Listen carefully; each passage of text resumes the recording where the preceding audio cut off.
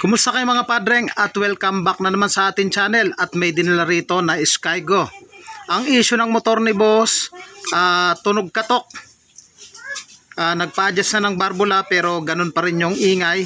So dinala sa atin ni boss at ang tinarget natin yung magneto. Kalimitan issue ng mga China brand, kumakalas yung kanya magneto. Ito, binuksan ko na. Pansinin nyo to, baka mangyari sa inyo to, tunog katok. Yan ang issue, ayan o. Ayan o. Once na kumalas yan, tatama rito sa ating stator. Panibagong gastos, ito naagapan pa. Ayan, kumalas tong isa. May kumalas din dito, dalawa. So hihigpitan natin yan. Ayan yung mga yan. Higpitan natin. Higpitan lang natin.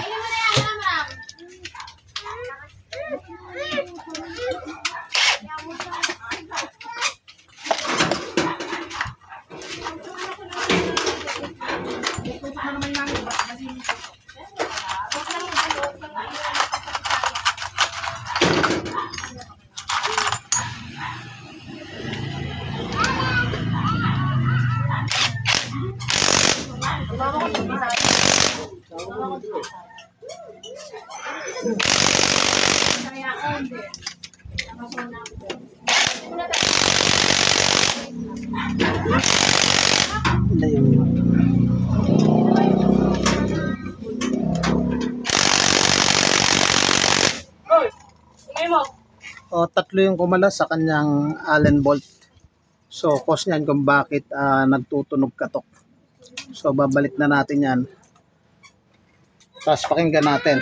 Interview natin si boss kung tuluyan nang nawala. Babalik na natin. Dito may mga washer yan, wag natin kalimutan. Kabilaan, marami yung nakakalimot na ibalik ito. So salpak lang natin ganyan. Tapos ibalik natin ito. No, may tama na siya rito. Sumayad na. Hindi mo magagawa ng paraan niya para takpan mo? Ito, hindi na sasayad yan. Hindi na. Saka di matatakpan. Mababaklas lang din.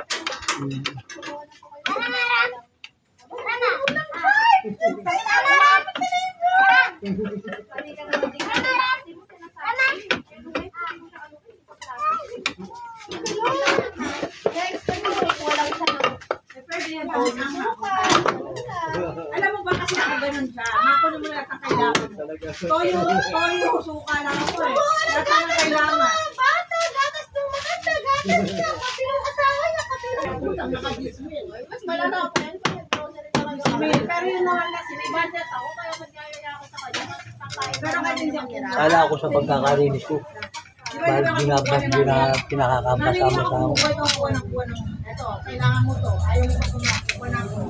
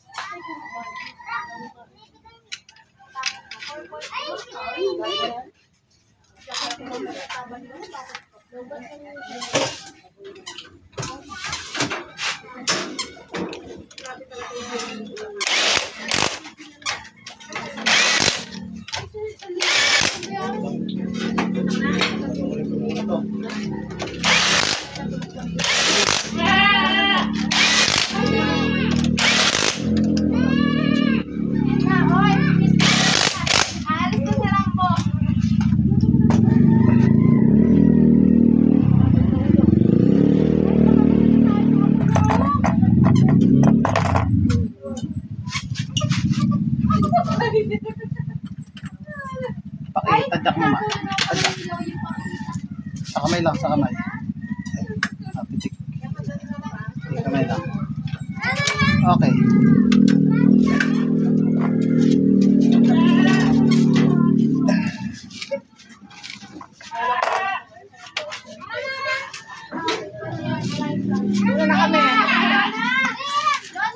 Ako na kinig ako sa... Bye-bye. Thank you, ate. Sabi, wala plan yan natin mo lang. Ay! Okay, daw ka. Paano? Bye-bye lang. Tapos Sabi ko, ayun ka. Tapos Istudyado. Mama. diskumpiyado ako rito. Ako talagang, Tapos na yung pagkarusa mo. Sabi mo din ako. kaya sabi ko, gagawin kita ko ba ito, isang araw pa ako. Bawal magana. Kala ko sana linggo eh. Isang alang alaga na Sabado, wala akong service. Akala ko naman, medyo matagal gagawin. Wala ko.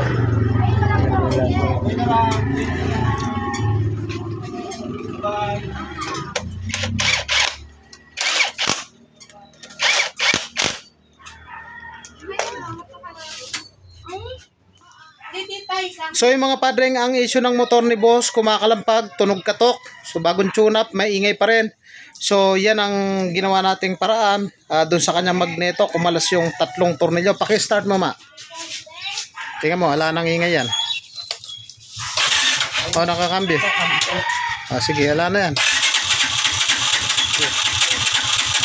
Ayaw mag-start. Ay, yan ang motor niya. Yung spark plug. Kabit mo yung spark plug, ayan. Nag-welding kasi kami doon sa sidecar, kaya nakatanggal. Wala na. Pino, no? Diyos ko, salamat. Oh. Okay na, ma. Ganun lang. Bitaw mo.